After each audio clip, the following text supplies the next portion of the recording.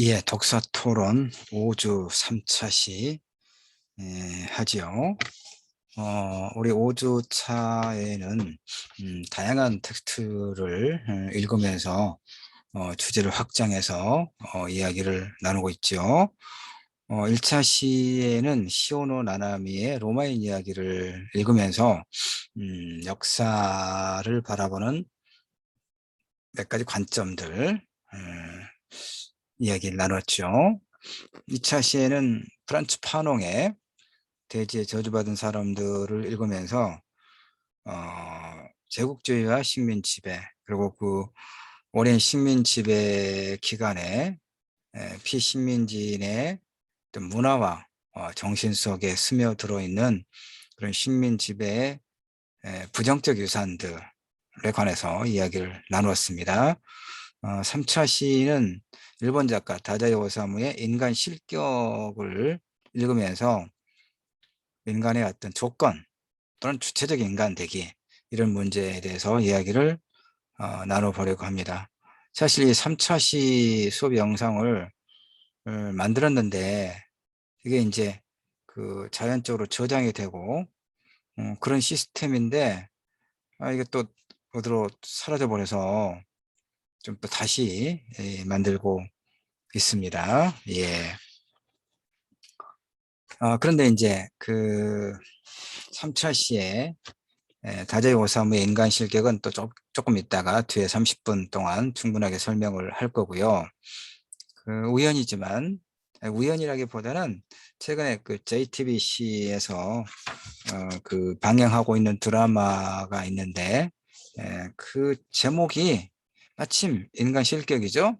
그러니까 이제 그 다자이 오사무의 그 소설 인간 실격과 내용은 다릅니다. 되게 이제 드라마나 또 영화에서 소설을 이제 원작으로 이렇게 각색을 하는 경우가 많이 있죠. 하나의 그 이야기를 가지고 있는 서사체니까 문학과 영화가 서로 이제 그 소설은 문자로만 이렇게 기록돼 있지 돼 있고, 영화는 이제 다양한 그 매우 복합적인 어떤 그 재료들을 가지고 만들죠. 그러나 이제 어떤 그 이야기는 소설에서 가져오는 경우가 아주 많죠. 다만 이제 그 JTBC에서 방영하고 있는 그 드라마 인간 실격과 이번 3차 시에 우리가 보고자 하는 다자이 오사무의 소설 인간 실격은 내용은 다릅니다. 제목은 가져왔어요. 그러니까 이제 JTBC 드라마 인간 실격을 내가 아직 보지는 않아서 뭐라고 말하기는 이제 조심스럽지만, 그 제목을 가져다 쓴다는 얘기는 그 소설 인간 실격에서 말하고 있는 어떤 문제의식과 매우 유사한 어떤 주제를 가지고 있다고 하는 것은 어, 자신 있게 말할 수 있어요.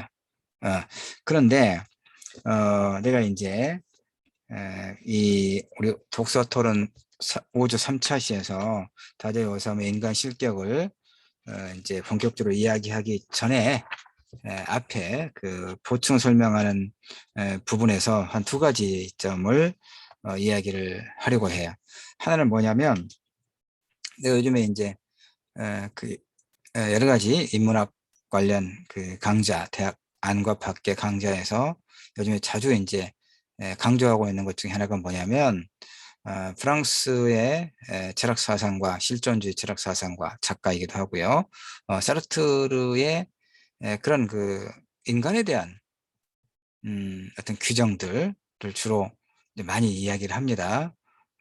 마침 이 지금 우리 5주 3차 시 다제이 오사무의 인간 실격 역시 바로 인간의 조건 내지는 어떤 주체적 인간과 관련된 주제이기 때문에 앞부분에서 조금 설명을 하겠습니다.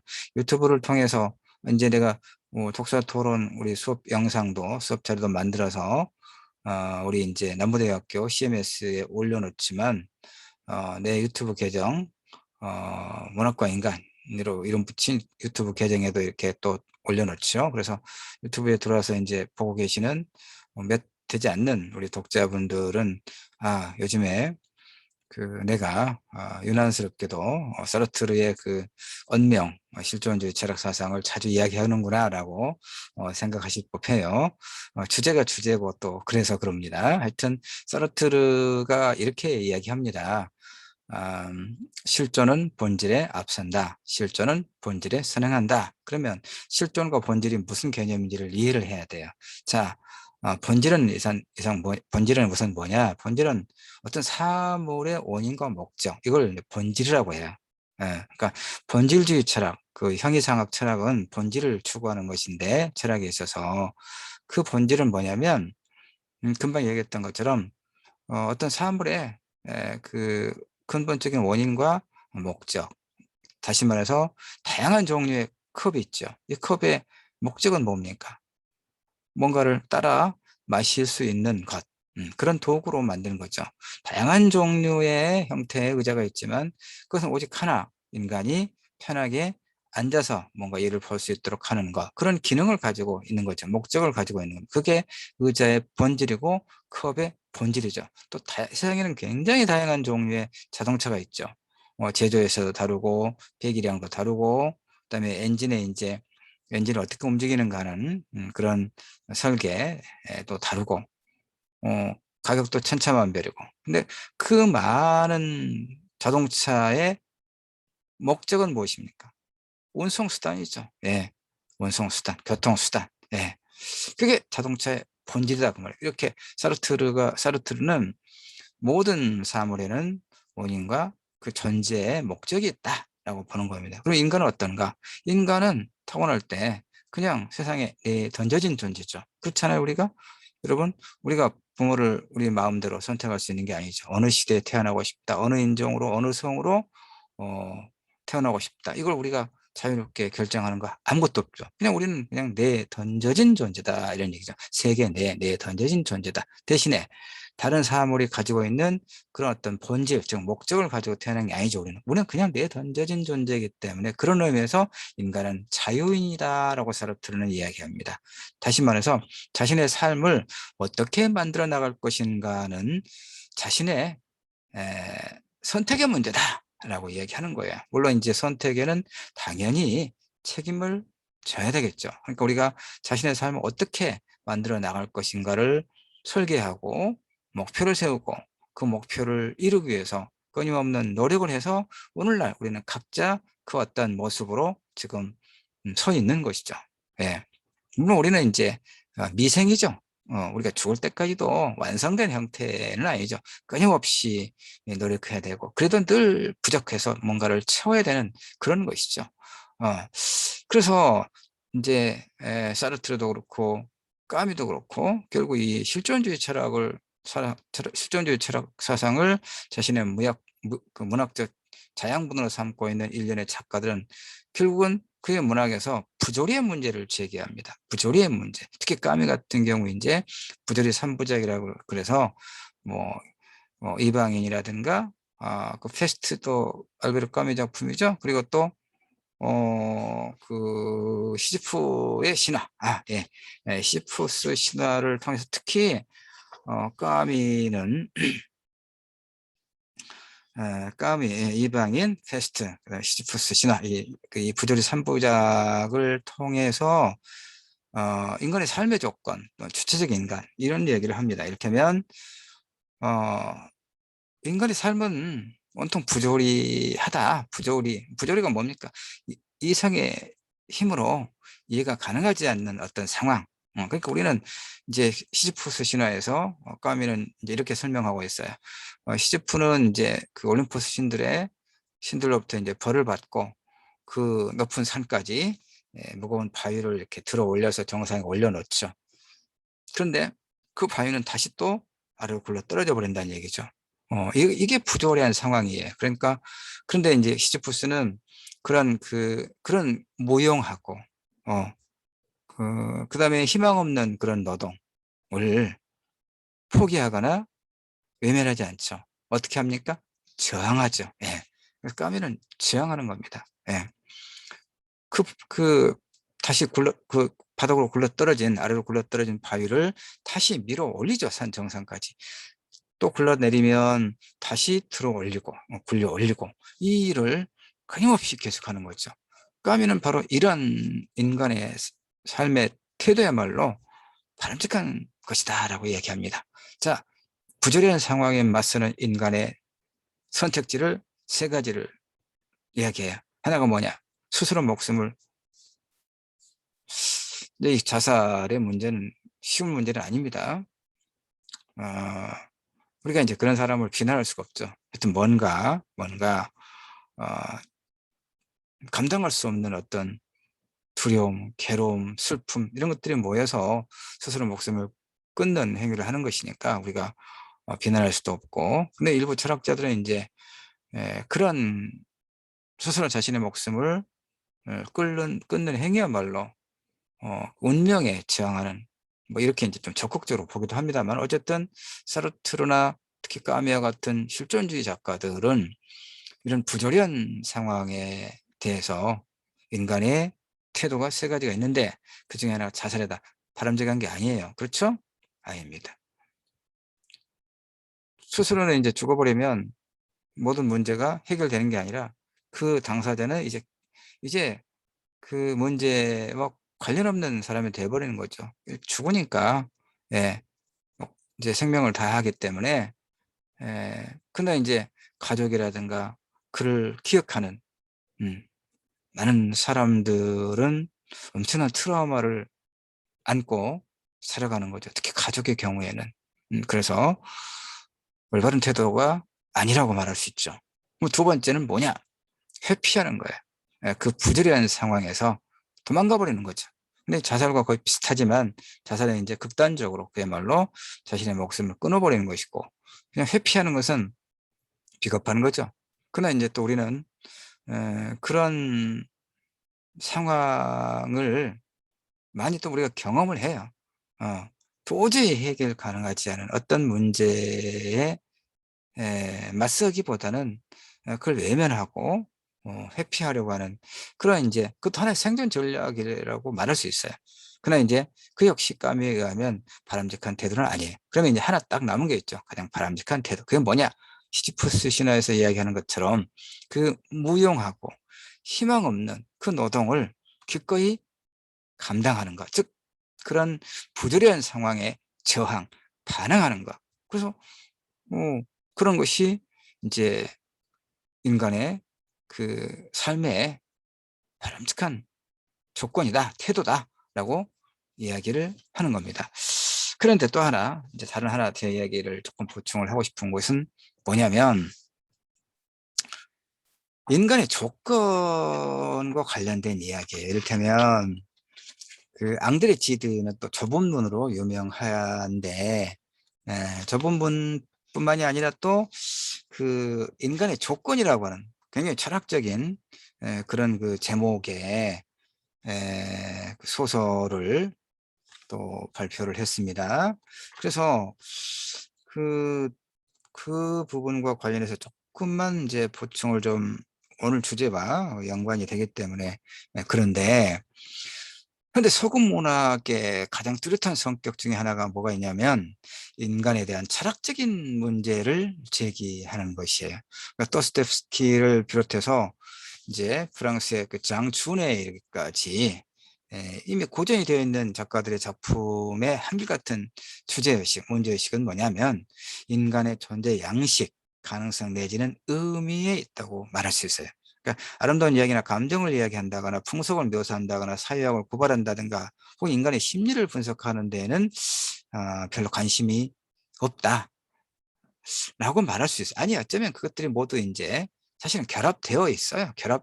결합된 가운데 인간의 조건이 무엇인가를 탐구한다고 보는 게 더 정확한 표현일 거예요. 그러나 어쨌든 카프카나 톨스토이, 도스토옙스키, 사르트르 등의 문학적 주제는 인간의 근본적인 존재 양식과 의미로 귀결되고 있어요. 그러니까 작품 속에서 인간은 과연 무엇인가를 논하는 거죠. 우리 지금 조금 이따 볼 그 다자이 오사무의 인간 실격 역시 그런 테마를 가지고 있어요. 인간은 무엇을 할 수 있는가, 인간의 의미를 어디서 찾을 수 있는가와 같은 일반적이면서 보편적이고 같은 얘기입니다. 그다음에 형이상학전, 형이상학, 어떤 그 사물과 현상의 근본 원리를 탐구하는 그런 철학, 본질을 탐구하는 철학, 이걸 형이상학이라고 하거든요.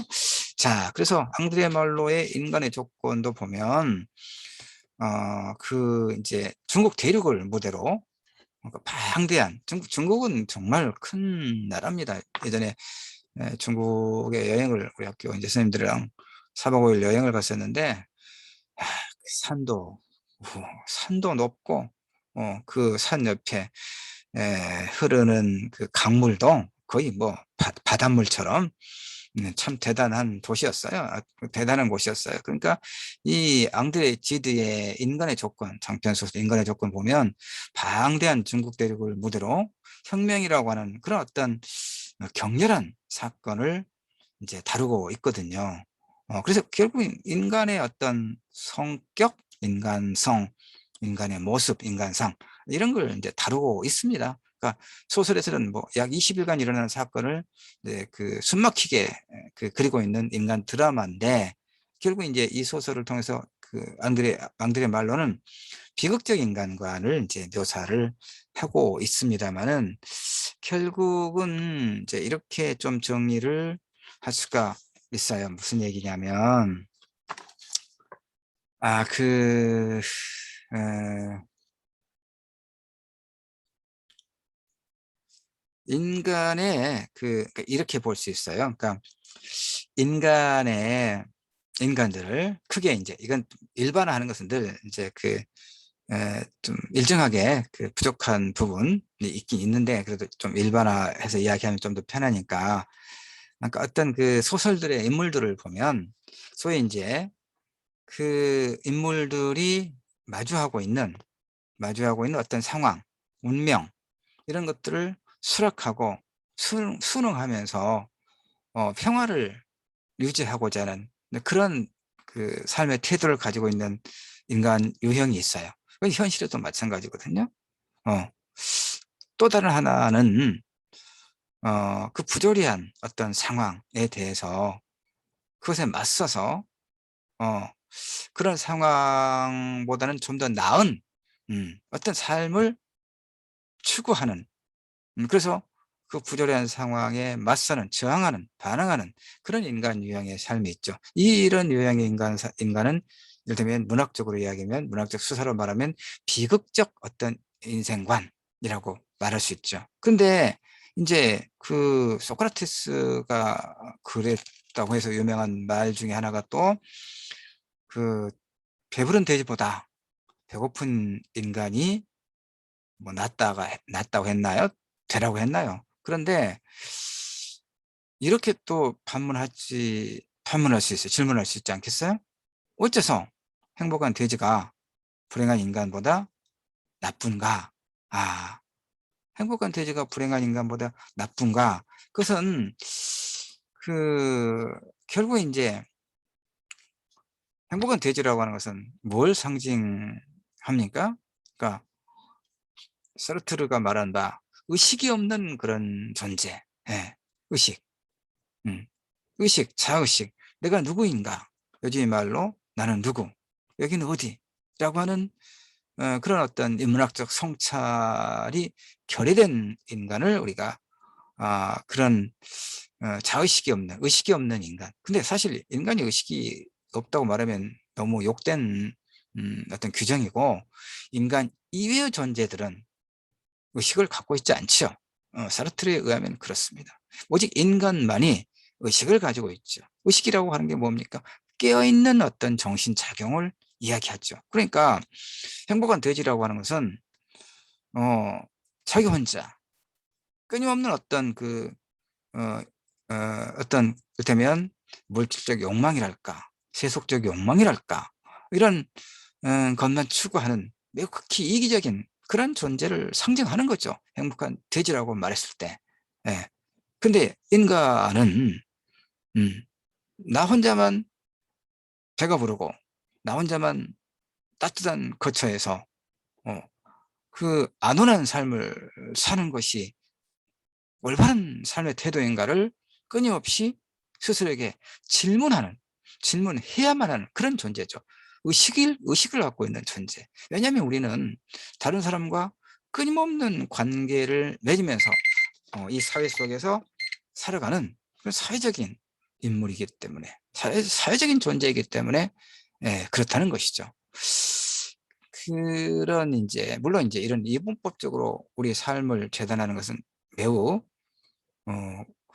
어려운 문제이긴 해요. 인간의 삶이라고 하는 것은 매우 다양하고 상황이라고 하는 것이 아주 그 구석기 시대나 신석기 시대의 삶과 같이 오직 어떤 자연 재해와 맞선다거나 외부의 어떤 거친 적과 맞서는 그런 삶만이 있는 게 아니라 끊임없는 아주 복잡하고 중층적인 어떤 관계들 속에서 매 순간 마주하는 크고 작은 어떤 문제에 맞서야 하는 삶이죠. 우리의 삶이라고 하는 것이. 그래도 불구하고 그 인간의 존재적 조건, 인간 존재와 관련해서, 그리고 주체적 삶의 조건과 관련해서 우리는 이제 어떤 삶이 바람직한 삶일 것인가를 끊임없이 숙고하고 질문하는 그런 인문학적 성찰이 매우 요구된다라고 이야기할 수가 있죠.